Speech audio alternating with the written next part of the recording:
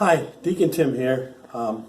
Lately, I've been asked a lot of questions about end-of-life issues, and so I'd like to speak to those things to just give you a little bit of information and some suggestions on how to deal with those types of things. And certainly, I hope that the best advice I can give you is think about some of those things now. I mean, we just unfortunately never know when something's going to happen, a serious illness or suddenly a trip to the hospital that becomes a life-changing event and something where we have to really deal with life and death decisions.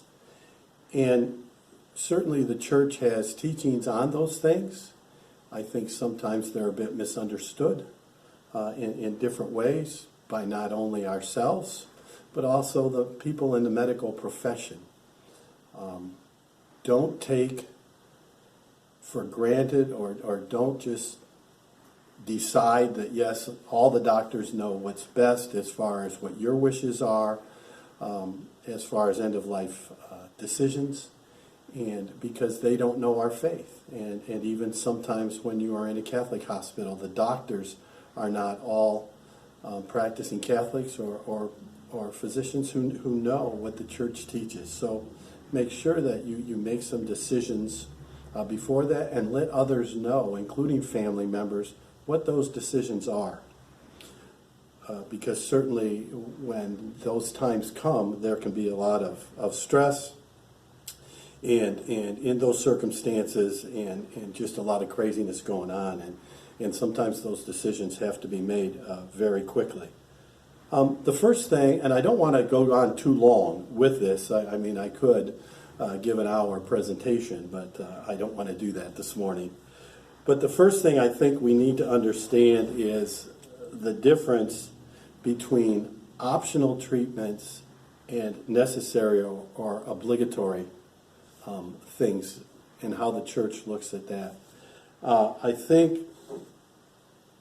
we have to understand that there are some things that, yes, we are morally obligated to do.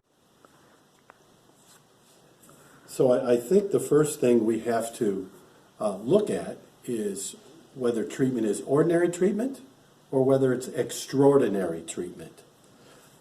Certainly ordinary means to keep ourselves alive are things that the church would say, yes, we need to do those things. We don't need to take extraordinary measures to keep ourselves alive necessarily, but we also don't need to take extraordinary measures to end our life or someone else's life if we are put into that position. An ordinary measure would be, this came up in my own situation.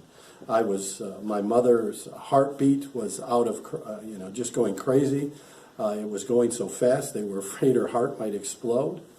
And my brother, I had a brother who was the person in charge of her medical decisions. If she couldn't make them, thought putting a charge into her heart to get it beating normal was extraordinary measures. And other family members, myself included, didn't think that was. And so it took him a long time to finally make that decision at the urging of myself and my other brother to shock my mother's heart back into beat. They did that, it went fine, and I thought that was ordinary, and I had talked to him about that. So we need to know the difference between ordinary and extraordinary. And what I suggest is you read things about that, you look up things. Get on the USCCB website, the United States Council of the Bishops, the USCCB, and look at their website and look at those things. So the other thing that so ordinary versus extraordinary. Then the other thing I want to talk about is so many people want to, one, fill out some things in advance, an advanced medical directive. Make sure that you're getting, I have one here, it just came in the mail yesterday, and this to the church, and this is from the church, and it explains everything and in very, I think, clear terms. And then you're allowed to then write some things down that you think are that you would like done or not done. But again, make sure it's with the teachings of the church. You sign it, it is witnessed, and put into your file. I will go into where those things should be kept in just a moment. The other thing you can do is you're allowed to have a healthcare proxy. Sometimes they think it's medical power of attorney that lawyers will call that. But I think whoever you choose, the biggest thing is make sure that your wishes are very clear to them about what you think is right, especially according to the church teachings, and what you want to be done and what you want that person to do.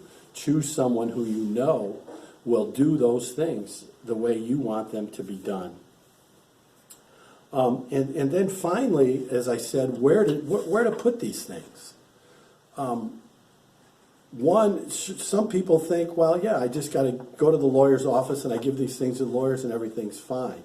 But I think you should also have a file at your house that when these things happen, that someone knows where these things are, where these documents are, so that whoever is going to take you to the hospital or who is ever going to be making these decisions, they know where these things are and they have them readily available to them so that they can make those decisions in this time of crisis when all kinds of things are going on. And then I can't encourage you enough to come and ask questions, to make appointments with Father O'Vera, with Father Hammond, with myself. But you know, I don't want to give him a bunch of work to do, but Father Hammond is the bishop's one of the bishop's advisors on medical ethics questions. And so he is very much in tune to what the church teaches. So he's a great source. So hopefully you will use him. Father O'Vera reads tons of things on it himself as well. So use them.